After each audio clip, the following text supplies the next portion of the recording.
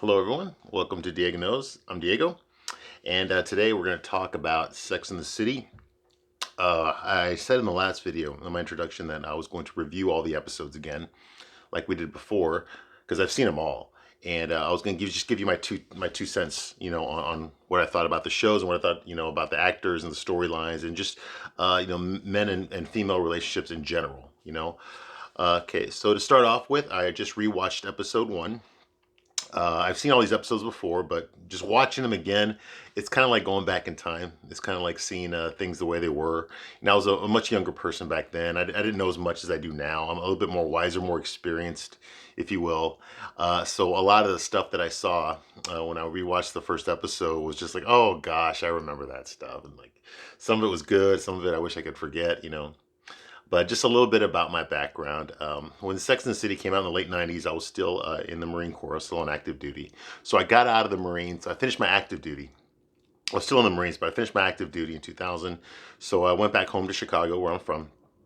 And I got a job working downtown Chicago. And I was young. I was in my 20s, early 20s. So, I was working in a restaurant, fine dining restaurants. And so I was very into like the other restaurants, the hotels, concierge, nightclubs, bars, that kind of thing. I was very into the social scene in Chicago, in the city. And so I knew a lot of people and stuff. I made a lot of connections.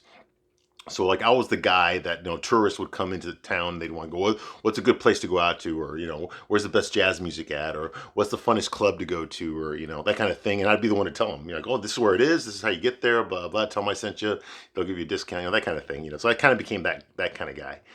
So I had a lot of great relationships with concierge and with other people in the industries. We all knew each other. We all went to the same bars. So I was very submersed into that city lifestyle. I was single, had my own apartment. So watching Sex and the City, the women on Sex and the City were older than me. Okay, so like I said, I was in my 20s. These women were in their late 30s. But they were kind of living the same lifestyle that I was living, but they were professionals and all that. But I started watching the show because the girls at work, they were always talking about it, how great it was. And so I started watching the show and I liked it. I liked it a lot, and so I got hooked. I got hooked. Okay, so to start with, we're going to review episode one of Sex and the City. So I was watching the episode, and basically it's about women being pissed off at men. Okay, they're pissed off at men because men seem to be able to just have sex and then, leave. you know. And it starts off with an example of a girl from London who comes into the city, meets a rich guy. By the way, the show's all about rich white people, okay? It's all about rich white people, okay? So if you don't want to jump into that world and you can't relate to that or you don't want to relate to that, the show's not for you, okay? But so she comes in here, she meets this rich, single, good-looking, guy, and they end up having sex. Then he quits calling her, blah, blah, blah. She's all pissed off about it. And that sparks Carrie. We're introduced to Carrie Bradshaw for the first time. And she writes a column called Sex and the City. It's based on Candace Bushell, who wrote a book called Sex and the City and sold it to the right people, and it became this big thing. So she's writing this column, and let's see here. Where is this one? So she starts interviewing her friends like Skipper and Charlotte and Miranda and stuff. That's our introduction to these people, these characters from the show. Let's see here. Charlotte is an art. She's like an art curator, in New York. We're introduced to her for the first time. She's single, of course, very pretty. In fact, I think she's the prettiest one on the show. I always had a crush on Charlotte. I did, even though she's a total airhead. Like she's like clueless about everything, but she's non-threatening, and she's very sweet. She's very caring, but she's extremely emotional, and she's very much an airhead. Always has been, always will be. you know. but I did like her. She's very pretty. I thought Christian Davis was very, very attractive, and I liked her a lot. And she's over here saying that men feel threatened by women, by successful women. Uh, no, men do not feel threatened by successful women. Okay, honestly, most men don't give a crap about how successful a woman is. That has absolutely nothing to do with his attractiveness for her.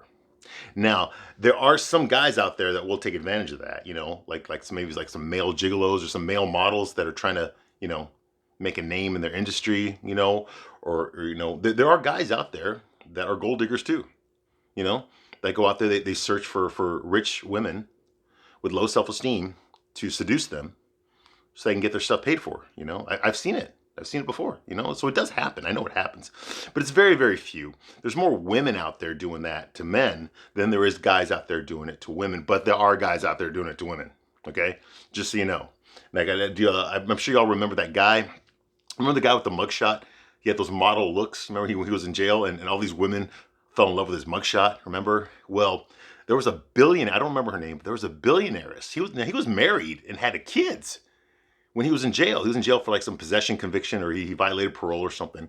But his mugshot went viral, and all these women started, complimenting how sexy this guy was, and all that. And I don't remember the guy's name, but you know who I'm talking about, okay? Well, what happened was once he got out of jail, he got offered a modeling contract, and he met some like multi-millionaire woman who stole him away from his wife, and basically just started buying him all sorts of shit, bought him a Lamborghini, Porsche, started taking him. He became basically her fuck toy, and she carried him everywhere. That was like her trophy boyfriend, So yes, it does happen. It does happen. I've seen it. Okay, but it doesn't happen that often. Okay, so no, guys for the most part do not care how much money you make, how successful you are, what kind of education you have. That's a myth. That's a myth perpetuated by feminist shows. Now there's nothing wrong with getting yours. Don't get me wrong. There's nothing wrong with getting your education, being successful. That's what you want to do. Absolutely. Go for it. Do it. I want you to do it. You succeed at it. Because I know how tough it is out there. Okay? Absolutely. But if that is if you're using your personal, financial, or professional success as a bartering tool to attracting a mate, it's not going to help you. It's going to help you very little, if at all. Because that's not something guys are attracted to. Okay? Most guys care more about, I'm sorry, but they care more about your looks than they do about your bank account. Most guys do, okay? There are exceptions, but for the most part, they don't really care. So no, they're not threatened by successful women at all. Let's see, so Skipper. Okay, so we're introduced to Skipper, who's her beta male friend. We're not going to see very much of him. He's basically a beta male. He's the male feminist. He's the I respect women, and whatever you say, sweetheart, whatever you say, darling. We all know guys like that. I know guys like that. They're all about, it's all the woman comes first. The woman this, I'm going to open the door for you. I'm going to pay for the date. I'm going to do everything. I'm going to tell you how beautiful you are all the time. I'm going to write you love notes all the time. I'm going to call you all the time. I'm going to be thinking about you. I'm going to write love songs for you because you're such an incredible, beautiful woman, and I will never cheat on you, and I'll never ever even look at another girl in front of you, or even when you're not around. I swear to God, I will be faithful to you. I will never ever talk to another girl. I will never, that kind of guy. Just pathetic, okay? But that's the kind of guy he is, and he gets some screen time early on. I think the producers of the show kind of realized a few episodes in that a character like this is not going to work on the show, because a guy like that is just extremely unattractive.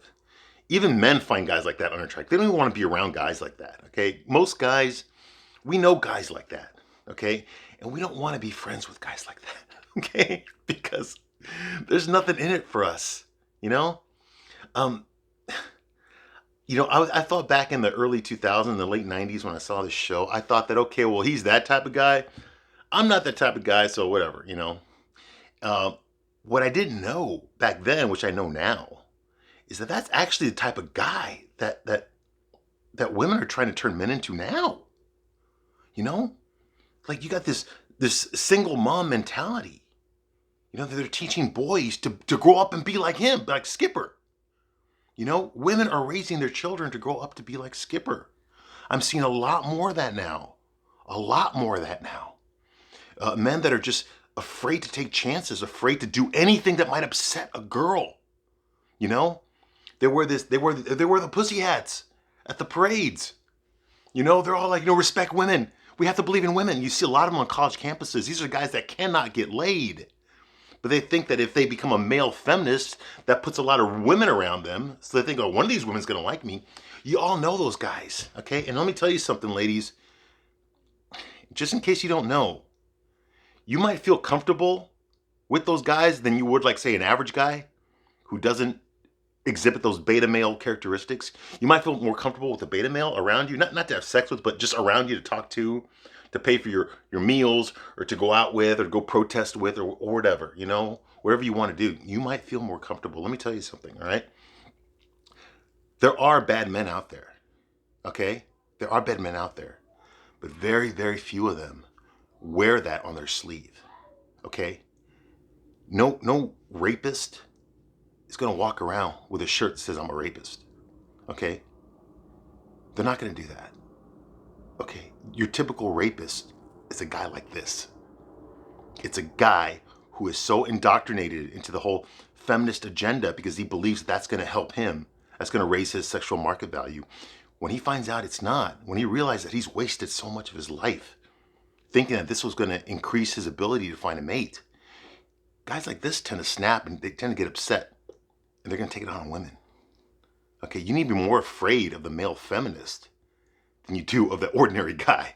All right? That's just a tip, okay? Because those guys, those rapists that you hear about, the ones that beat up women, they start off like that. They start off as male feminists, as allies. Okay? Those aren't the guys you want to be around with. Okay?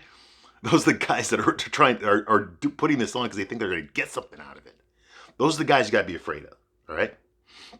So anyway, that's Skipper. That's Skipper's character. And they're talking about like, oh, well, guys, if he's fat or he's short, girls aren't going to go out with him. So we go through it too, Well, it's true, but Miranda says something about how she's dated average looking guys, or average income guys, and they're all assholes. So Miranda's just a bitch. Okay, Miranda's a bitch. She's always been a bitch. She's a pretty woman, and she was back then. Cynthia Nixon was back then, So she's attractive. If I was on a date with her, yeah, I'd probably have sex with her or something, but I couldn't stand to be around her very long. Because if she kept talking about how men are all assholes, we get enough of that on CNN, don't we?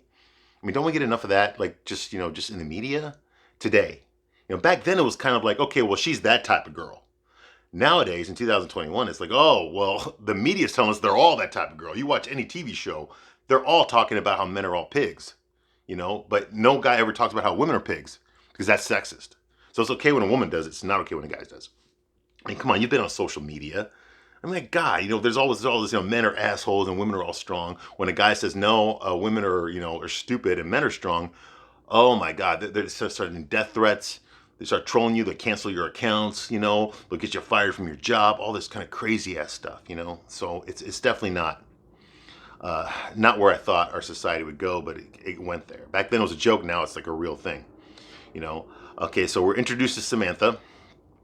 And Samantha's whole thing is that she believes that, she doesn't have to deal with emotional hangups with her relationships because she has sex like a man.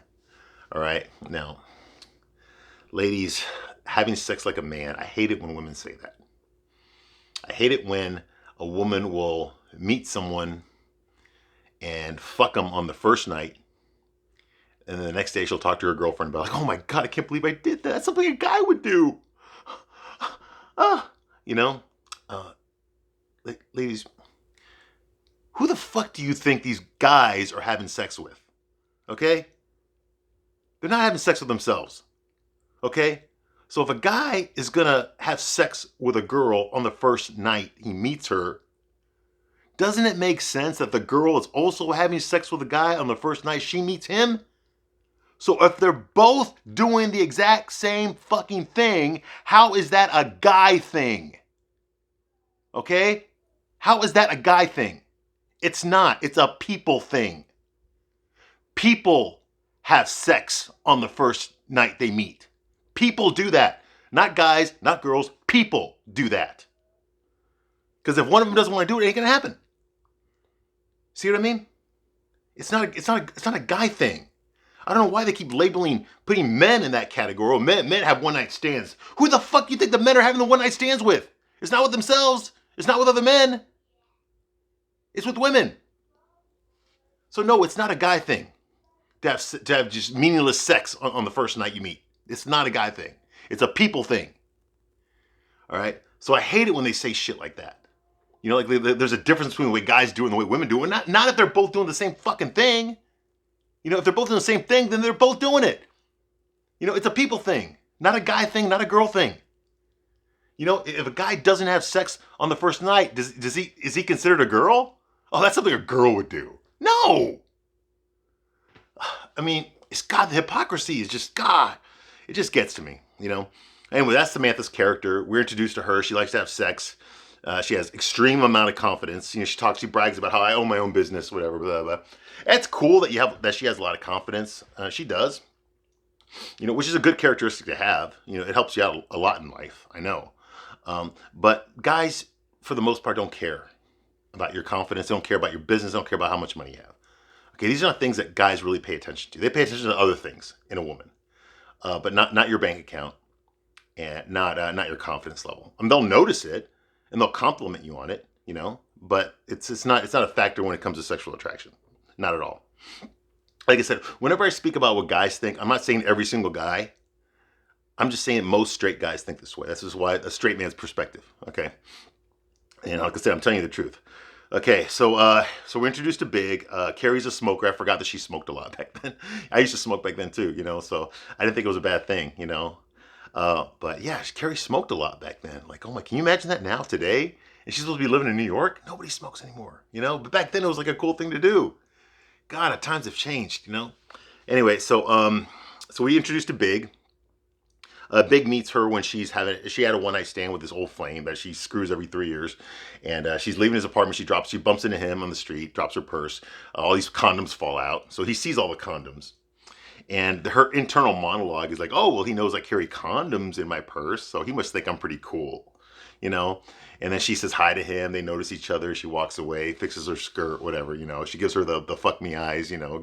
He gives her the same eyes, you know. So she's attracted to Big, and Big's attracted to her. Boom. This is the second time they met. She noticed him at the party, where Samantha referenced him as Donald Trump or something. A young Donald Trump, you know. He's just like Donald Trump, but younger and better looking, you know, whatever. So yes, Big is a rich man, okay. Now, something I need to tell you about Big. Since this is the first time we're meeting him, I like Big's character a lot, okay? But Big, a lot of women don't like to admit this to other men, okay? But if you pay attention to behavior instead of what people say, pay attention to what they do, not what they say, you're going to notice that a character like Big is someone with a very high sexual market value.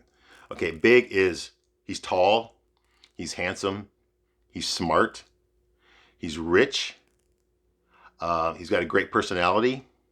Later on, we find out he's good in bed. And he's very clever.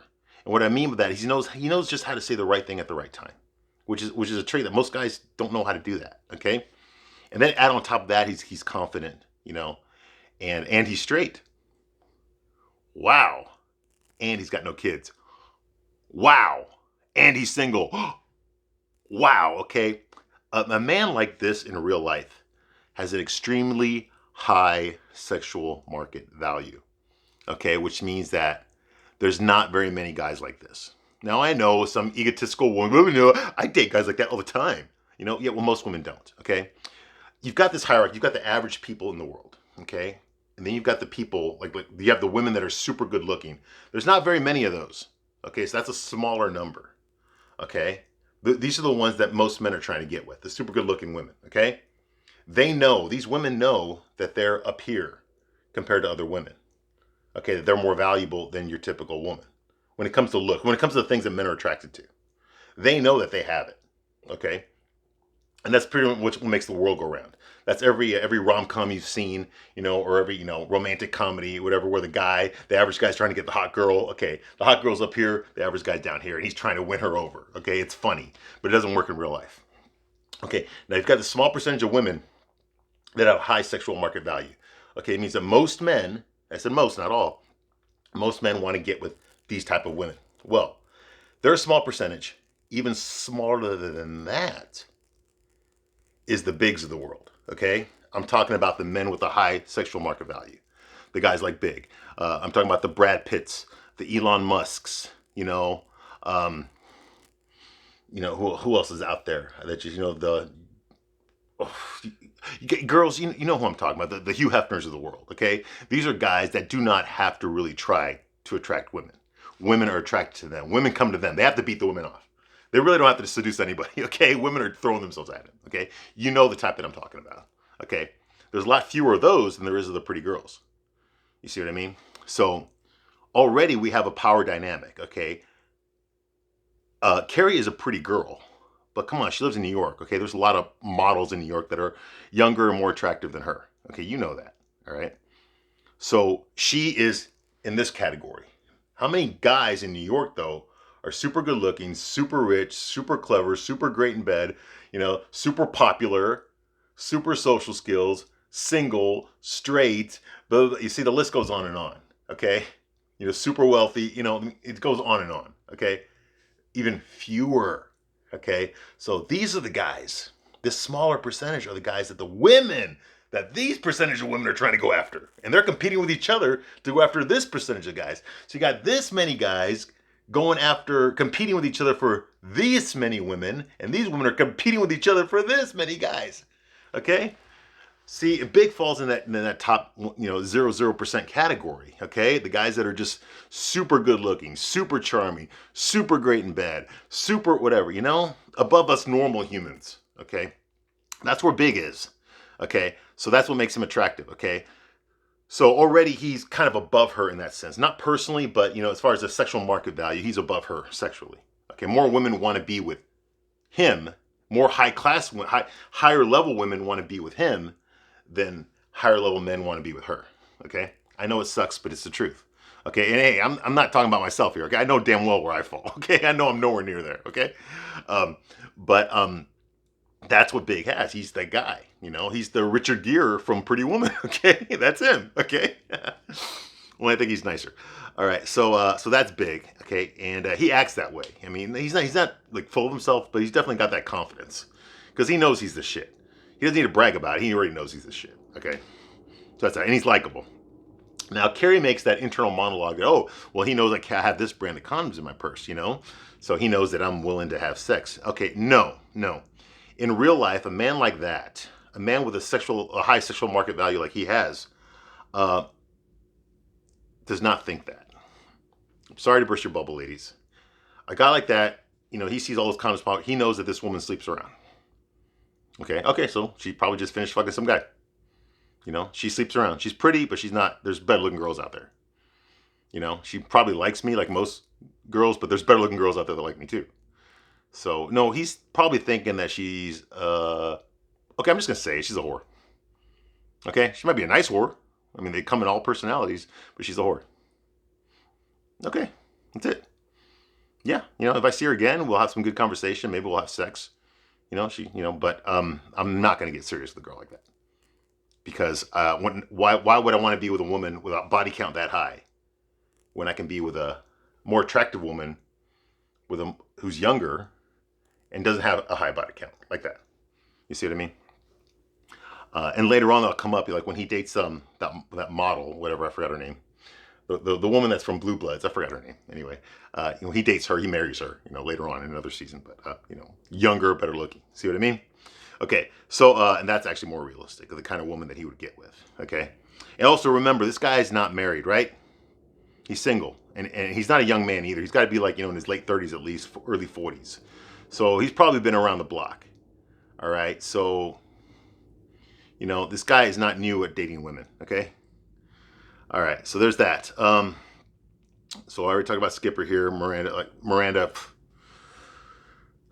God, she has that date with Skipper where she's drinking her Appletini, and Skipper's basically they're apologizing to her for being a man. Oh God, well, no, I'm not really attracted, but I am attracted to you. Well, I think you're totally smart. But and we all know guys like that. And Miranda's just playing it up. She's just being a bitch. She's just being a bitch. She's gonna die old and alone. I'm sorry. I know she's a nice girl. I know she's a nice friend. But the way she thinks about men, the way she thinks about women, the way she thinks about men is just not. It's not attractive. Okay, I don't care how good looking you are. If you come across, and she's an attractive girl. I mean, I'd have sex with Miranda if she wasn't such a bitch. I'd have sex with her. I think she's attractive. I like her. She's got that long neck, which would just, to me, that's like, oh, I just want to kiss it, But anyway, I'm sorry. But anyway, the point is that she's got the potential to be super attractive to men, but she chooses to just be bitter. It's like all her problems in life. She's just, well, why deal with it? Why take responsibility for it? You can just blame men for it. That's not going to help you. That's not going to help you in life. Men don't want to be lectured to how they're pieces of shit because they were born with a penis. Men don't want to be told all men are like this. Because, it's only a few percentage of men that have the ability to do that. You got to remember, most guys are not in that category. The guys that are in that category, those are the ones that fuck over the women. Those are the ones that can get away with it. You know why? Because they've got options. Okay, so for every woman that gets pissed off at them, that calls them an asshole, okay, they've got thousands of women right, better looking right behind her that want him. So he doesn't give a shit because he can do that. You see what I mean? So don't take that out on all the other guys that are out there. Okay? Most guys are not in that little category. So don't treat all of us like we are. You see what I mean? Because when you start saying that all men are like that, okay, you're offending every guy out there that isn't like that. And there's this many that are not like that and this many that are. The problem is you're only attracted to this one. You see what I mean? Okay. All right. So anyway, it's a big problem. I've noticed it, and just like, whenever women talk about like men are being pigs and men all cheat and all that, they're talking about that percentage. Those are the guys that can do it. Those are the guys that keep going back to. Those are the guys that women want. Okay, and I'm sorry, ladies, if it pisses you off, if you're the kind of woman that wants to blame all men, oh, every guy cheats on me, every guy I give my heart to fuck me over, every guy, but that's because you're only dating that percentage. Okay? Because you're dating the same guy that all the other girls want to date. You see what I mean? If you want standards, then you have to be ready to compete with other girls. Keep your standards, absolutely. Absolutely keep your standards. If that's what you want, you got to remember, you're going to be in a lot more competition. Okay? You're going to be a lot more competition. All right? And if you're like, oh, okay, well, I'm a queen, I can do it. Good, I'm glad you can do it, okay? There's guys out there that also feel the same. So you got to be willing to accept when, they don't look at you, they don't think of you as a queen. All right? Okay, next thing. Okay, so Samantha has super confidence. She said, she owns her own business. Charlotte goes on a date with some guy. He's a well-off guy, whatever. He brags about his expensive artwork that he has back at his place, his huge loft that he's got in New York. I guess he brings girls back there to have sex with them. Fine, hey, more power to him. Anyway, she meets Charlotte. Charlotte decided all of a sudden that she just wants to take some time. She doesn't want to have a one-night stand right away. She wants to get to know the guy longer before she has sex with him. So he brings her back. When she tells him that, they're making out. She's like, you know what? I'm not ready right now, blah, blah. Can we take our time? He's like, okay, no problem. So he gets her a cab. Cabs, remember that? Before Uber and Lyft? He gets her a cab. And then all of a sudden he decides that he wants to share the cab with her. And now he already made a date with her for next week. But he wants to share the cab. He wants to go back to the nightclub that he met her at. And she's like, well, why do you want to go back there? He's like, well, because I got to get laid. Hey, I understand you don't want to have sex with me. That's fine. I respect that. But, I want to get laid tonight. So, okay. I know this is like a dramedy. It's part drama, part comedy. When the comedy begins when you hear the piano music. Boom, boom, boom, boom. That's when it's a sitcom. Then when you quit hearing the piano music, that's when it's a drama again. All right? Well, this is a sitcom scene. Okay? No man would ever do that. Okay? He already agreed to go out on a date with her. Okay? This guy has money. It's not like he can't afford to get his own cab. He's got to share the cab with this lady that he got it for. Okay? If he likes this girl, okay, what I mean by that is if he wants to have sex with this girl in the future, which he said he does, like I said, you agreed to a date with her for next week. Okay, he's still trying to put his best foot forward. He's not going to say, okay, well, now that, that she told me she doesn't want to have sex with me tonight, now I can tell her the truth and tell her, well, the truth is I just wanted to fuck you. You don't want to fuck me, so I'm just going out there and fuck another girl. Okay? We're still on for next week, right? No! Guys do not do that. Even though that might be the truth, even though that might be really what he's thinking, in fact, I know that's what he's thinking. He's thinking, I'm going to go out with her next week, but tonight I'm going to fuck another girl. That is exactly what he's thinking. Guys do that. That's true. What's not true is that he would tell her that. That he would share a cab with her for no fucking reason and tell her that. No! You would never tell a girl that you want to date in the future something like that you're going to fuck another girl tonight. No guy would ever fucking do that. Okay, this is what happens when you have women and gay men writing dramedy, okay? They don't understand straight men. No straight man with half a brain would ever do that. Okay, if this guy was established as an idiot, then yes, I'll be like, oh yeah, he's an idiot. He would say something like that, but he's not. This guy's a successful businessman. I don't know what he does for a living. They mentioned earlier he's like some executive or CEO or something, you know. So he's not an idiot. He would never do this.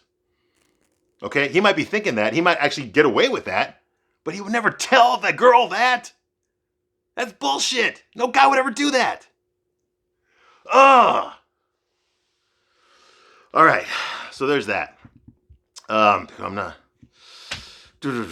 Big. Okay, so we find out that Big likes Cohiba cigars, which telegraphs, unfortunately, what's going to happen to him in 2021. So he smokes those cigars. I've forgotten. I know he's smoking cigars now, but I've forgotten that he had started doing that way back when the show began. So it's been a long time. Samantha hits on Big, and Big rejects her. She doesn't care. She gets with the other guy, the guy that Charlotte was with. She gets with him instead and goes back and fucks him. Okay? So fine. So Charlotte's got confidence, okay? She is what guys want to be like, okay? Okay, they want to be able to just approach women, talk to them, and not give a shit whether the girl likes him or not, you know? Because he knows he can just go on to the next one, okay? That is what an alpha male does. Unfortunately, most men are not alpha males. Most men are, ordinary. Most men get hurt when they get rejected. Some guys get hurt and they bounce back. Some guys get hurt and never come back. And some guys, they don't care. They just keep going to the next girl, There's all different, but there's more of the people that would think that don't want to get rejected and, don't want to experience that than there is the guys that don't care. You see what I mean? That's the alpha mentality. Samantha's like an alpha male. Okay, she is basically, I don't give a fuck. I know how good I am. I know I'm the shit. Doesn't matter what you think. You see what I mean? So her confidence is super high, which is good because, I think that's what makes her so interesting as a character, so charming as a character. That's the reason she became such a breakout character on the show, was because she was the girl with the confidence. She was the girl that, knew what she wanted and got it, whereas the other women on the show were more, hesitant. They were more fearful. They had more anxiety about things, where Samantha didn't really have that much anxiety. Everything was just an obstacle to overcome. It wasn't an obstacle, So I like that about Samantha. That's one of the reasons her character was so popular, because her character was so strong. She was an alpha male, but a female, Okay. But she didn't think like a man, no. But she thought like an alpha male. There's a difference. All right. Okay, so anyway, so when Carrie leaves a party, she gets a cab, and she meets Big. Big offers her a ride in his limousine. So they sit in the back seat and start talking a little bit more now.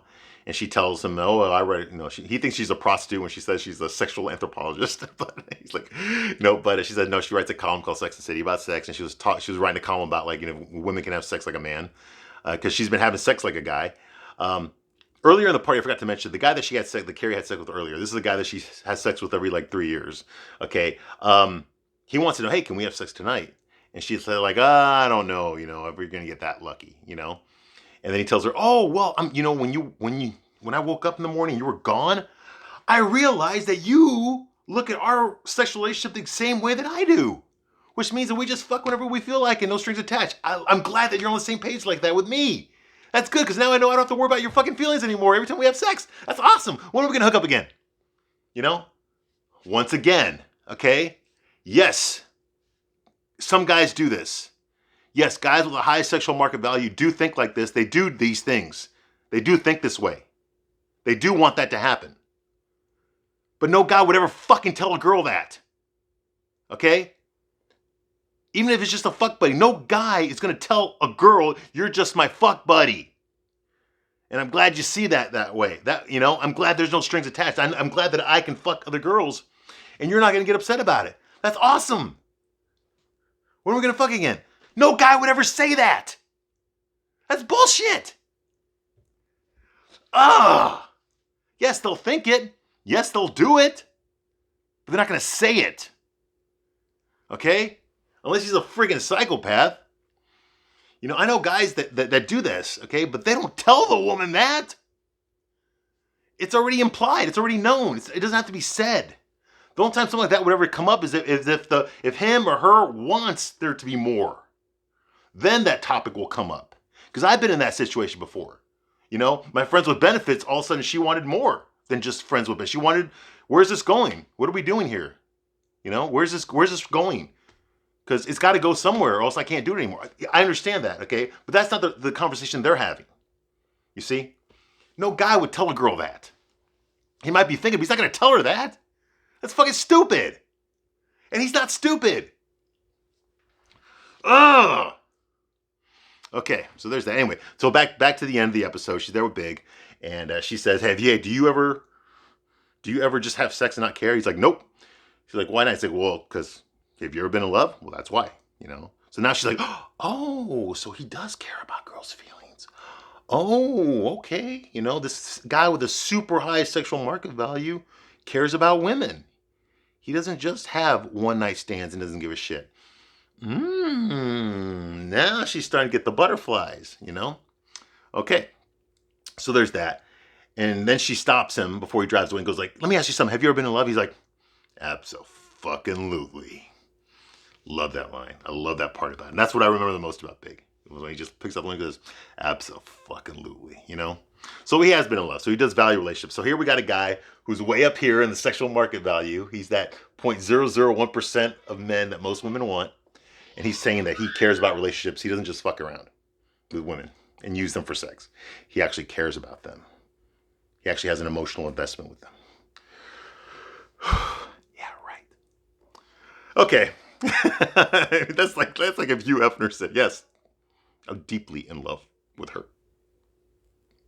With all my heart." Yeah, right. Okay. I'm not saying you don't care about them. I'm saying that, you know, you care more about what you want than what they want. Okay. Well, I'm sure a lot of women bought it. Like I said, I'm sure he does. In fact, I know later on that he does actually love Carrie, like legitimately love her. Okay. So I'm not saying it's impossible for him to love anybody. What I'm saying that's not his natural state. You see what I mean? That's to be something abnormal. You'd have to be an exceptional woman to win over his emotional investment in you, is what I'm saying. With an average guy, you wouldn't have to. Okay. And that's how the episode ends. So we're introduced to characters. We know what the show's about. And then we learn more about them as the show progresses. I liked the episode. I'm glad I got to watch it again. I got to see the 90s again. So that's it. I'm going to finish this review now. And once I finish the next episode of the show, I'll do a review on that one. My reviews are not going to be this long. Okay, I just did this one because I'm trying to go back into 1998 right now. I'm trying to go back there again, but look at it through older eyes. Okay, so I have to, once I'm re-immersed into this universe again, then I'll be able to just explain it a lot better. Okay, all right. Well, thank you for watching my video.